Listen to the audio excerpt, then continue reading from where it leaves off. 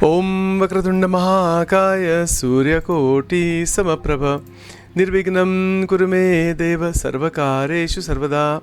Om Shri Ganeshaya Namaha. Om Bhagavate Shri Swami Narayanaya Namaha. Om Shri Lakshmi Narayanaya Namaha. Oh, okay, hold on, let's see. Oh, there we go. Om Shri Ganeshaya Namaha. Welcome to Daily Satsang. Shri Ganeshaya Namaha. Om Bhagavate Shri Swami Narayana Namaha. Om Shri Lakshmi Narayana Namaha. Om Shri Radha Krishna Namaha. Om Shri Umeshwaraya Namaha. Om Shri Umapati Shri Mahadevaya Namaha. Om Sarvamangala Mangalle Shive Sarvartha Sadhike Sharanye Trambake Gauri Narayani Namostute. Om Shri Gurubhyo Namaha. Shri Guru Stotram Akhanda Mangalakaram Vyaptam Yena Characharam Tatpadam Darshitam Yena Tasmai Shri Gurave Namaha. Ajnanatimirandasya Gnananjana Shalakaya Chakshurum Militam Yena Tasmai Shri Gurave Namaha. Om Guru Brahma Guru Vishnu Guru Devo Maheshwara Gurudeva Param Brahma Tasmai Shri Gurave Namaha. Om Ajnanatimirandasya Gnananjana Shalakaya Chakshurum Militam Yena Tasmai Shri Gurave Namaha.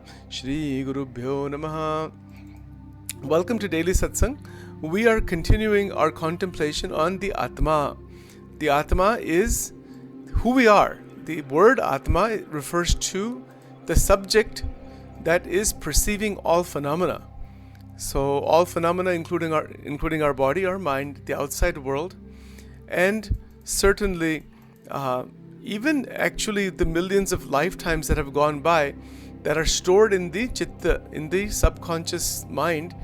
All of that is the phenomena, and that which is the noumenon, or that which is the observer, is the Atma. So the Atma is what we are looking at from multiple angles, from multiple perspectives on a daily basis.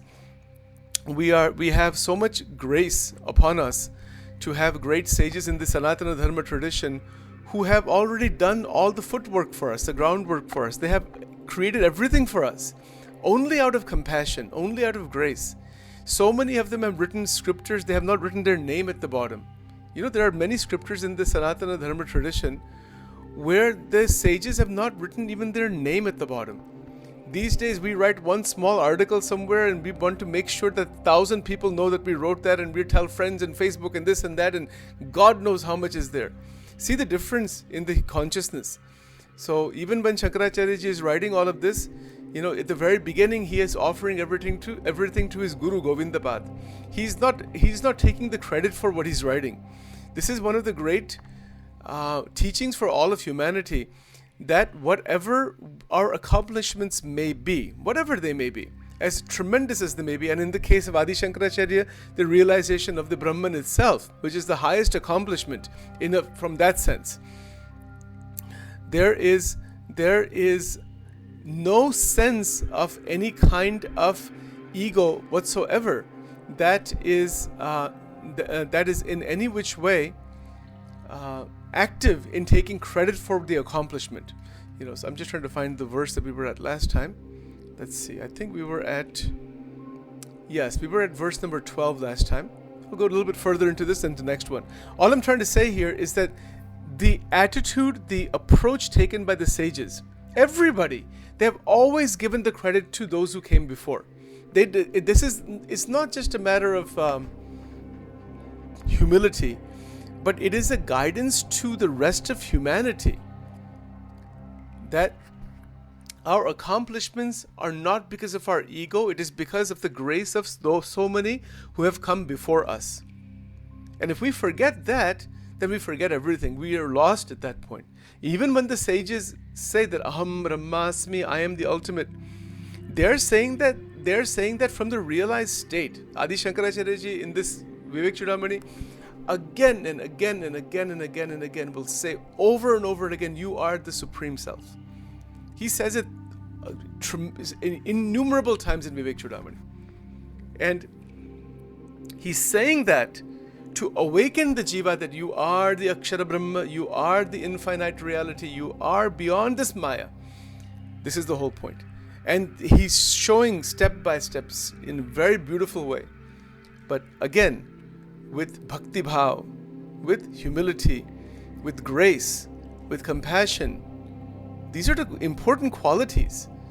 So anyway, that's some of the background. Now, as we are moving towards the Atma, what is meant by the Atma? It's not just an intellectual thing, it's a realization. It is a Swaprakasha. It is a Nitya Prakasha, Divya Prakasha, divine light. It is a non-material, non-physical light. That is the Atma. Those who go into deeper states of devotion, dhyana, meditation, and have given their antakarana, their mind, over to God. In any tradition, when we give our mind to God, the Atma reveals itself. This is the basic idea. This is the, जो कहते हैं ना कि 100 बात की एक बात. This is the thing. हजारों शास्त्रों का एक ही सारे. Give the antakaran to the Paramatma. That's why when we offer fruits and flowers and we offer so many things to God, we even have dedications when we write books and all that. We offer it to the Paramatma. But the thing that God doesn't have, there's only one thing that Paramatma doesn't have. That is our mind. He has given that to us, but he's saying, if you want to give it to me, it's up to you. I'm not going to forcibly take it from you.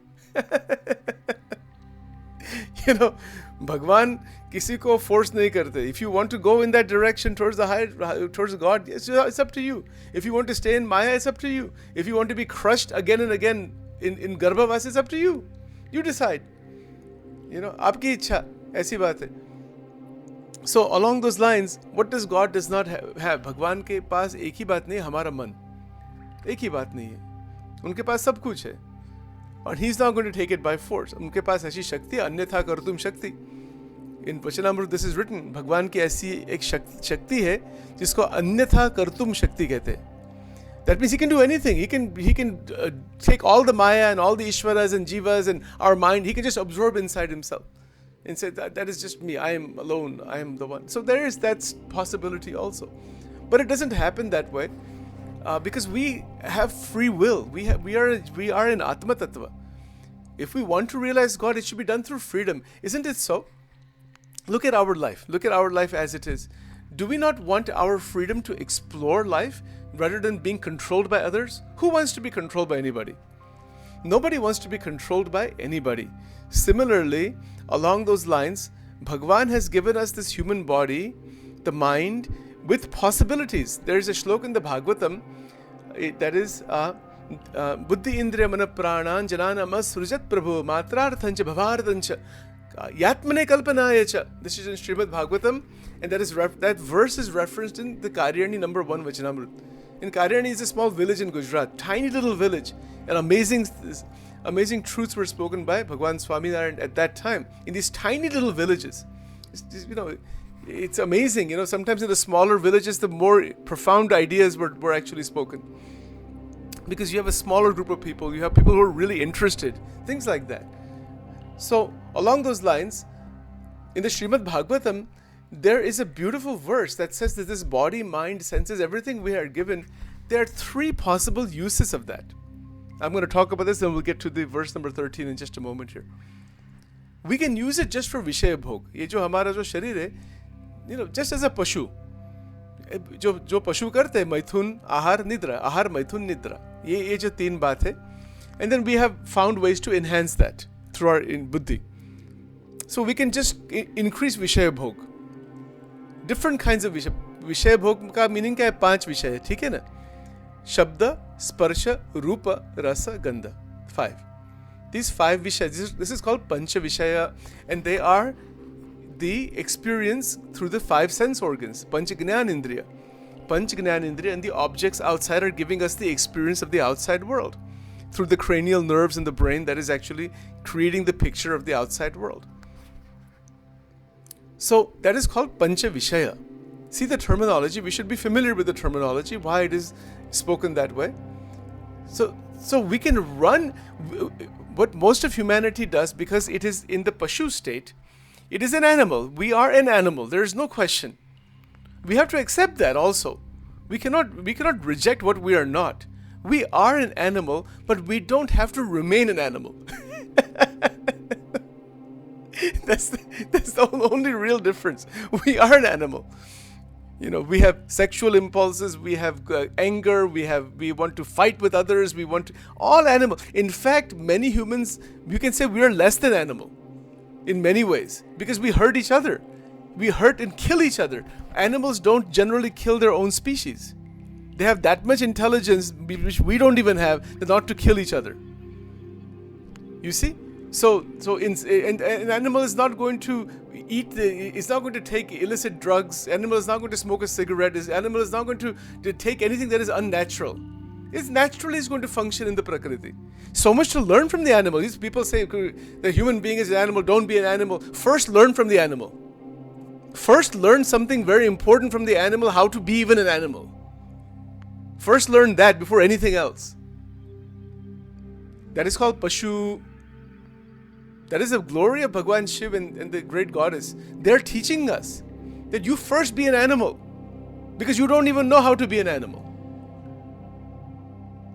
Learn the qualities of an animal, which is what? Learn natural living.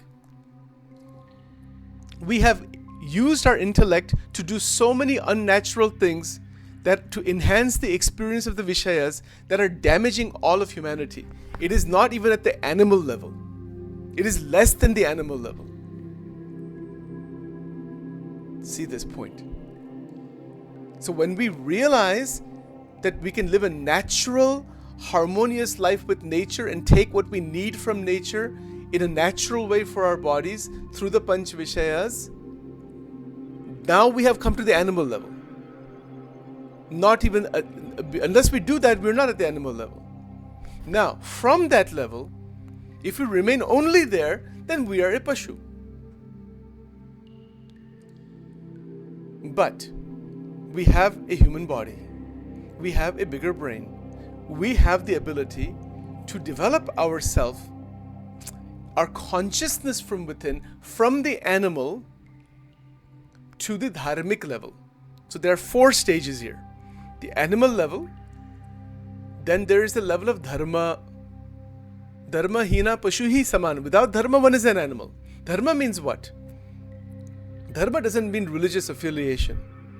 That is not its definition in the Sanskrit language. Dharma means sad acharan. Activity performed by the mind, by our body, by us, actions performed that are in alignment with truth, that are in alignment with benefit. That is called sad acharan, sadachar. Sadachar is dharma. So that is the next stage. The stage beyond that is bhakti, to be a bhakta.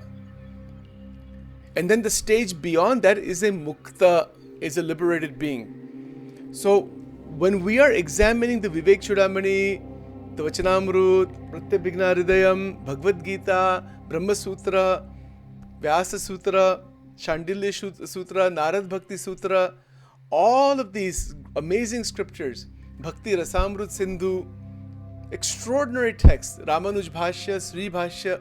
When we examine all of this, this is now at the level of that bhakti and mukti. It is assumed that you have gone beyond the animal and you are already in the dharmic state and you are now progressing into bhakti and mukti. If we are still having negative feelings for others, having irsha, having all kinds of family conflicts and disturbances, we are nowhere close to bhakti and mukti. We may be doing bhajan, kirtan, sadhana and other things like that. Good, do all that, continue. But we are not actually there because the foundation is not there. That is the whole point Shankaracharya also made, that that this final realized knowledge comes when you have when there is so much development preparatory point that I mentioned it a couple of days back. So this particular scripture, Vivek Chudamani, is directly at that level of mukti. It is describing the mukta state, and it does 3 things. So does Vachanamrut. It describes the bondage state, it describes the mukta state, the free state, the Brahma Vidya state, and it describes how to reach there. How to go from the bondage to the liberation. So these 3 things are described in the Gita also, Vachanamrut. Any scripture, any teaching by any guru at any time including the New Testament in the Bible, and the Old Testament teachers are also there, and many commentaries afterwards. It's all about these three things. What is the nature of the fall or the bondage, ignorance? What is the nature of the liberated state, the enlightened state, the state of realization of God? And then what is the means to realize that? Three things. Keep this in mind always. Every verse is going to describe one of these three things. In every scripture. So this is, like in the Gita, when Sri Krishna says, when Arjuna asks, what is Sthita Prajna? There's some multiple verses in chapter 2 at the very end. They're all describing the state of Sthita Prajna. They're not really showing you how to go there. The how to go is hidden within that, but it's a description of the enlightened state. Then there's a description of the bondage state. The Kam, Krodh, Lobh, Moha, Matsar. This is bondage. And then the process of moving beyond that is called sadhana. It is the whole process of moving into satsanga so that we can resonate with the enlightened state. Okay, so along those lines we will continue. Now, today we want to look at verse number 13 in Vivek Chudamani. And this is again one of those verses that should not be misunderstood. Adi Shankaracharya ji is trying to emphasize the significance of inquiry through the guidance of those who are enlightened, so that we can recognize directly who we are. The Gurus are always teaching us only one thing, that is to recognize who you are. So he actually shows the relative sadhanas that are in relation to inquiry. So look at the verse here. He says, neither sacred baths, nor any amount of charity, nor even hundreds of pranayamas can give us the knowledge about our own self. Now, does that mean one should not go into the holy rivers? No, it doesn't mean that. It's good. Does it mean one should not give charity? No, of course not. You give charity, good things. That's all sattvic activity. Doing pranayam, breathing exercises, meditation exercises, is it good for you? Yes, it's good for you. But just doing those things only does not bring about the realization of the Atma. That's the point he's making. You see? So what is he saying? How do we realize? He said the firm experience of the nature of the self. So what does that mean? What is the actual Sanskrit? Let's take a look at that. So he says vicharena. See? And then he says vicharena in what sense? He says in the lines of advice, hitakari. Hitakari means that which is beneficial for the devotee, for the sadhaka, given by the Sadgurus. See, so hito kitaha. Hito kitaha. This is the actual word here. Hito kitaha. In Gujarati we would say hitakari. That which is beneficial, that is going to give the proper guidance for true development. So that guidance is needed. So there's two things he's mentioning here. He's saying that you must develop, please develop vicharena, the intellectual power that we have.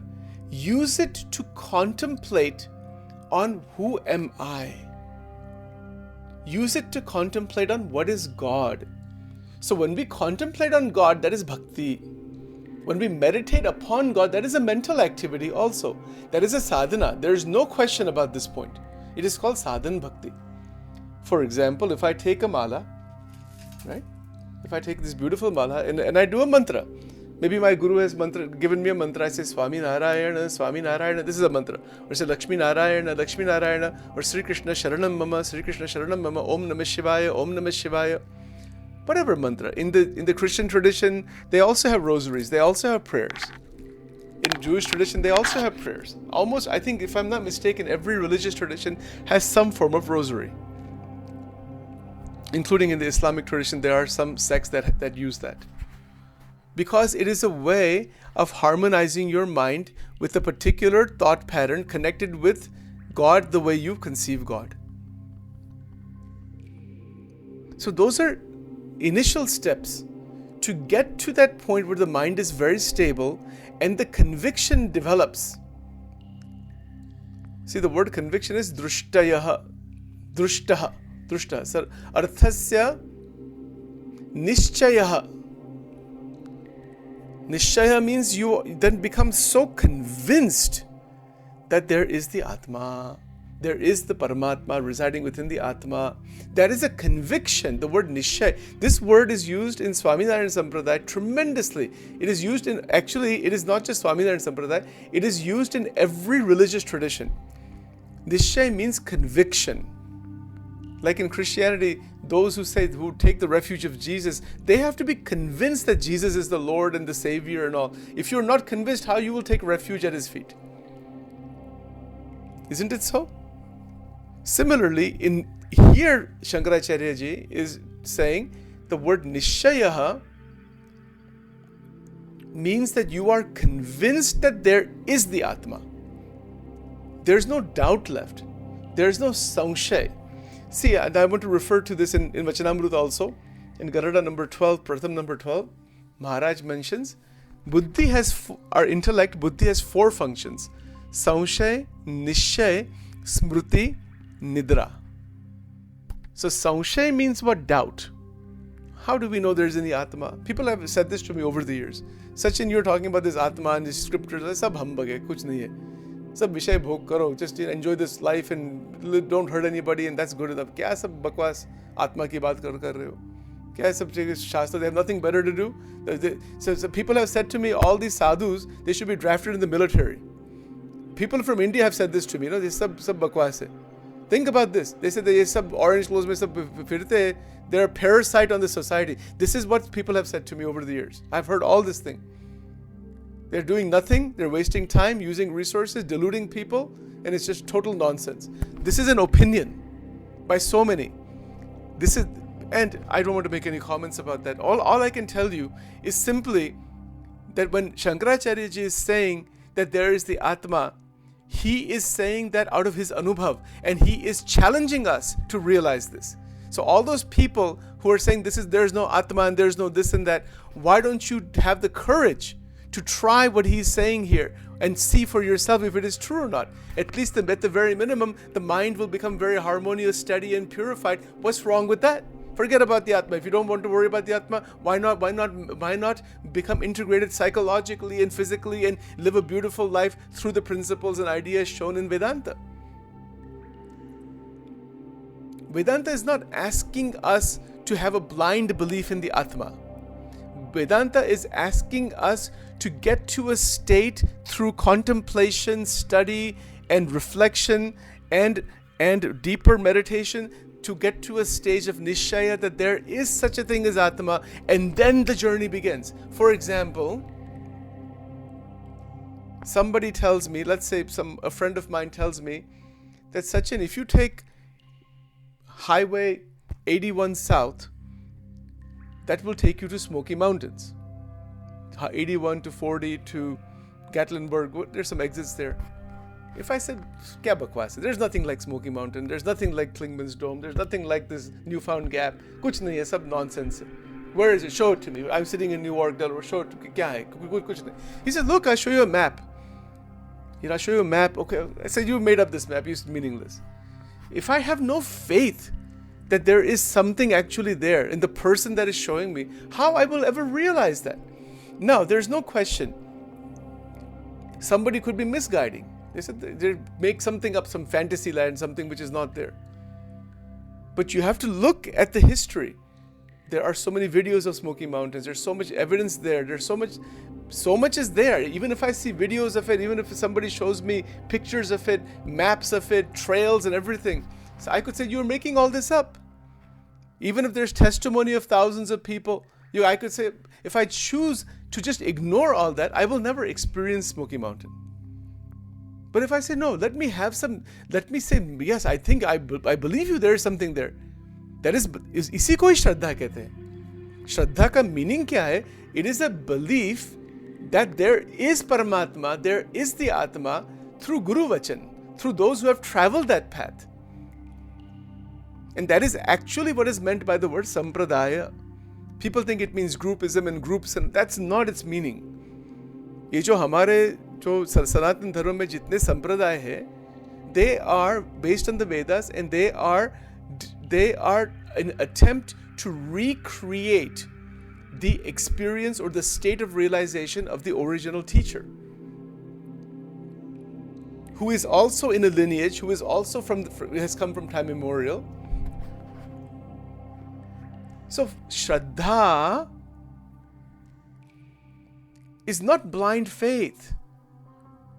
Shraddha is born out of nishaya, arthasya nishayah. And when Shraddha is born, Sachi Shraddha, like Mirabai, Tulsidas ji, Premanand Swami, Adbhut Sant, Adbhut Bhakta ho gaye, Narsiya Mehta. So many are there, so many. Even in the Judeo-Christian tradition, you will find great devotees. When true faith awakens, इसमें एक बात है, मैं एक reference में देता हूँ. There's a kathakar, his name is Ramesh Bhai Oza from Gujarat. And he said one time, and I remember this, जब प्रेम ही अनंत हो गया, रोम रोम संत बन गया. कितनी अद्भुत बात है. अनंत प्रेम, जब प्रेम ही अनंत हो गया. अनंत प्रेम. See, we have prem, but it's restricted in a boundary. Okay, we begin with that. Take that boundary and break the boundary. If we break the boundary, God is right in front of us. It's one step enlightenment. Break the boundary around which love is existing, what you consider to be love. Break it. Don't keep any boundary. That is called Prem Lakshana Bhakti Gopi Bhav. That is the pathless path, Jai Krishnamurti. That is in Vachanamrut point of view. Bhagwanni Murti ma leen tho, Shikshapatri, Shlok 111, Radhika ji is merged inside Sri Krishna. My God. How straightforward. Why is this so hard? Why thousands of this? Okay, we're doing our sadhana to explain these things. It's all okay. ये तो बहुत straightforward बात है. God realization is the most direct thing available for us. And that is because it is so direct, so straightforward, we miss that because of our individualized ego that is differentiating. It is preventing us from realizing that simple truth that love doesn't have any boundary. See, jab prema hi ananta ho gaya, he's describing the process that love expands. But expands is not simply expanding the boundary. It's okay, that's what generally happens to us psychologically. They'll say, I love 20 people, let me now love 500 people. Now let me take that 500, love 1,000 people. That's still a boundary. Even if you say, I love all of humanity, that is still a boundary. It's even beyond that. Love doesn't have any boundary. And that teaching that love doesn't have a boundary is part of what is meant by this word, hito kitaha. This great sages teaches the direct truth directly to the human being, that if you want to realize God, they are giving us advice. They're giving us guidance. They're trying to awaken us to that beneficial state of mind. Now, what is beneficial? I challenge anybody who's listening to this. Now or in the future, who knows what is the will of the Lord? I don't know. I challenge myself first. Is there a boundary? I have to look at myself. This is not Sachin explaining anything to anybody. This is just from my own development. हमारे जो स्वामीनारायण संप्रदाय में जो गुरु परंपरा है, एक बैप्स की गुरु परंपरा है, BAPS, उसमें जो करण गुरु जी है, पूज्य महंत Swami ji, I have heard him say many times that when we talk only for ourselves. When we give pravachans, we are doing for ourselves. When we are teaching others, we are doing for ourselves. कितनी बड़ी बात है. इतने बड़े संत अभी है, ऐसे बहुत संत है who realize that's why they're great. If we want to be great, if Sachin really wants to realize that thing, not because of ego, then I have to, everything Sachin speaks is only for Sachin. This is just a sharing. That is by the grace of the Gurus, we're just sharing, that's all. So when someone like Ramesh Bhai Oza, when he says, Jab prem hi ananta ho gaya, rom rom basant ban gaya. Maybe he made that up, or maybe somebody got it from somewhere. I don't know what the actual source of that is. I heard it many years, but I heard this about 20 years ago. And I never forgot that. Ye jo ek line hai na, it's like it went straight inside of me. And that's what we need. We need to have this thing go straight inside. Just like when we have this beautiful, हम जो प्रसाद बनाते हैं ना, जब सत्यनारायण की कथा होती है, and we have this beautiful prasad, and we sit for the katha, pujan or sab kuch, and we have such a nice religious atmosphere. We invite some family, friends, and when we eat that prasadam, we just love it so much because of the vibration, because of the krupa. It just goes straight inside. So that is the prasad. The words of the great sages is prasadam adhigacchati. Bhagavad Gita. Prasad is what after all? Every line in this Vivek Chudamani is prasadam. Divya प्रसादम, महादिव्य प्रसादम. एक एक line को हम करोड़ों दंडवत प्रणाम करेंगे तो भी कम है. इतनी दिव्यता है इसमें,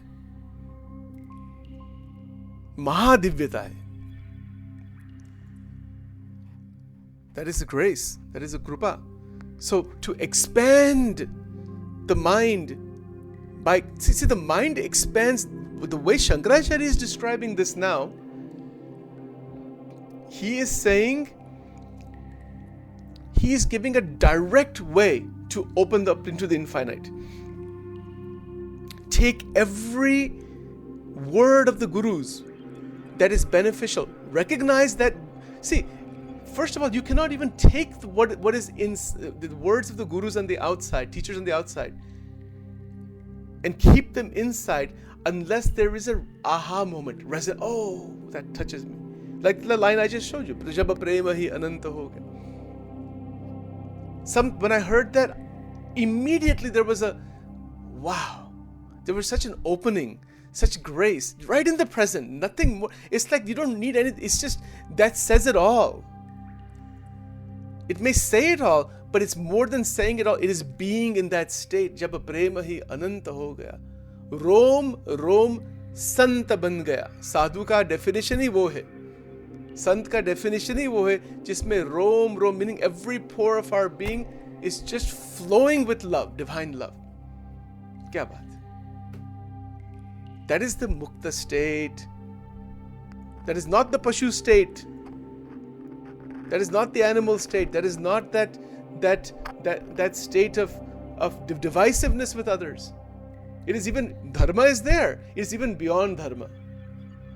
Dharma meaning good acts and all that. That's what Shankaracharya ji is saying here. This sacred baths, charity work, pranayamas and other sadhanas, it is all good things. He's not saying not to do them. But when jnana is awakened of the Atma, when prema is boundaryless, bhakti, that is sadhya bhakti, and jnana in its real original self, they come together. They are the same. उसमें कोई भेदभाव नहीं है. वो एक ही बात है. Infinite love and infinite and realization of the oneness with the Brahman, वो एक ही बात है. That is where jnana and bhakti come together into the one realization, because one who is a jnani recognizes the one Paramatma everywhere, and because of the mind-body complex existing, the flow of pure love without direction, wo gopi bhav hai. That is Gopi Geet, Ras Panchayat, that is Ras Leela.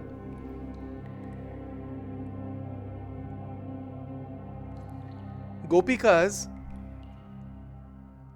did not open up scriptures, had no knowledge of scriptures at all. But the way it is described, they already had that from past lives. They were at the very last stage. And all that that they needed was the contact with the Paramatma Sri Krishna. And when they saw Sri Krishna, they could never forget Sri Krishna. In everything that they were doing, it was Krishna related. Completely. Every action was within Krishna.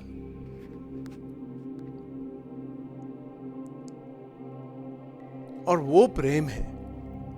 The prasang I'll tell you from the Srimad Bhagavatam, you probably know this already. If you don't know, then you'll find it interesting. A time came when Uddhav ji, who is a devotee of Sri Krishna, who's in Uddhav ऐसे एक महान आत्मा थे. He was a cousin, I think, of Sri Krishna, if I'm not mistaken, if I got the relationship right. And he may not be a cousin, maybe some other relative, but he was a relative of Sri Krishna. और उद्धव जी को क्या था, उनको ये आत्मा का साक्षात्कार था. ये जो हम आत्मा तत्व जो कहते हैं ना, और he would sit in ध्यान and he would see the divine light. ये वो जो ब्रह्म तत्व है, वो जो दिव्य प्रकाश है, he would see that. और वो बहुत ज्ञानी थे, बहुत ज्ञानी थे. So Sri Krishna knew this. Sri Krishna knew that Uddhav ji has the realization of the Atma. But he doesn't know what is pure bhakti. Because that's what happens. When you realize the Atma, भक्ति भक्ति कुछ रहती ही नहीं ना उसमें. तो ऐसा होता है, भक्ति किसकी करनी? सब एक ही चिदघन ब्रह्म है, किसकी भक्ति करनी?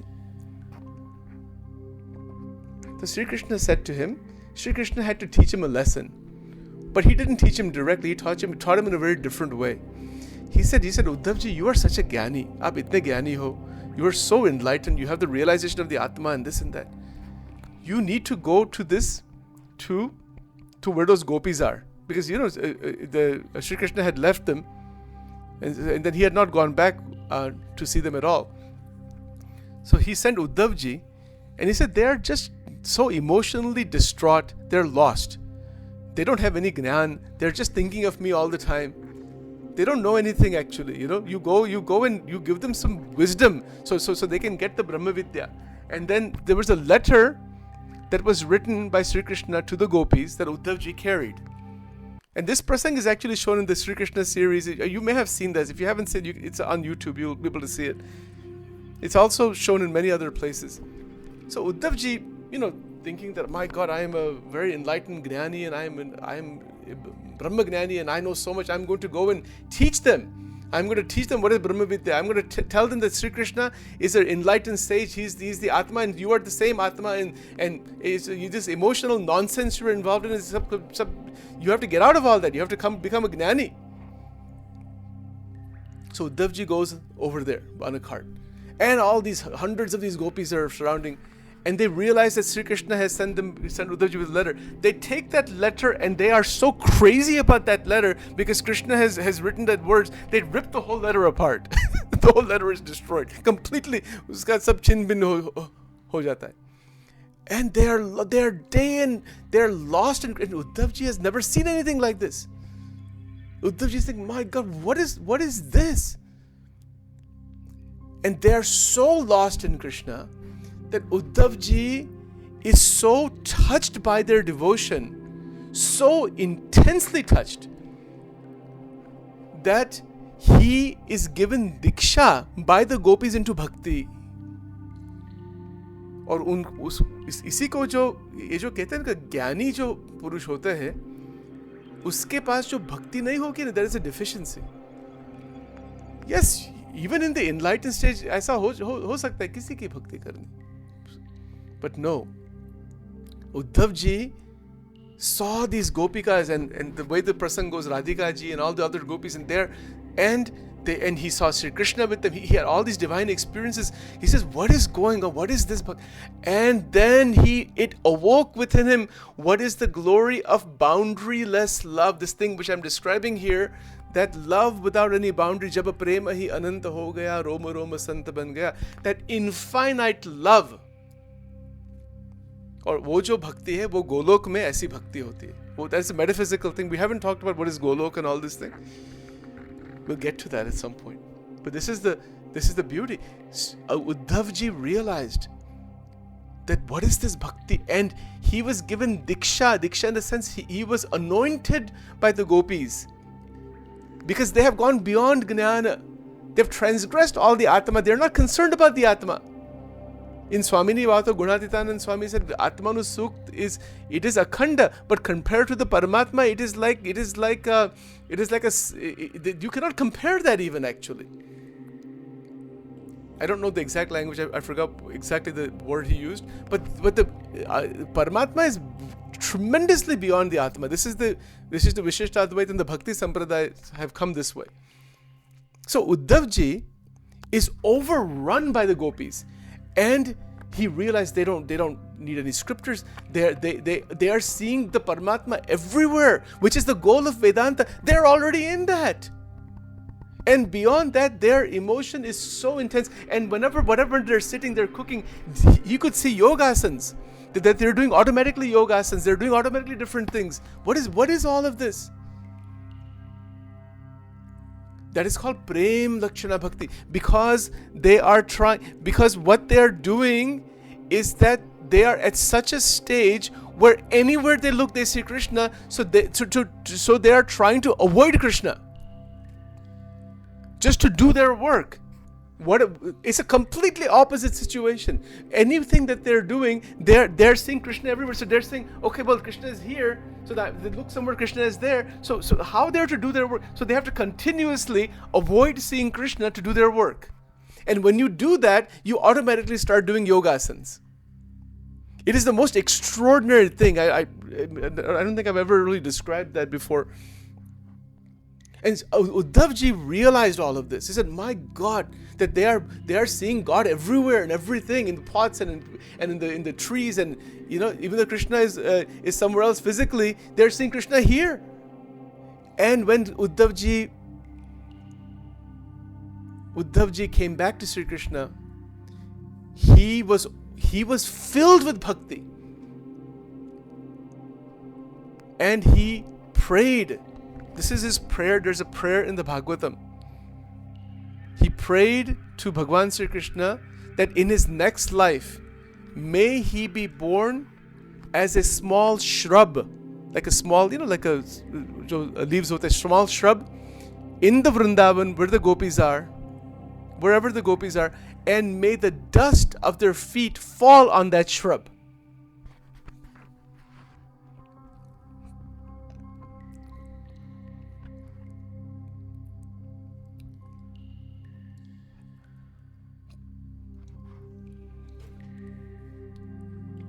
That is bhakti.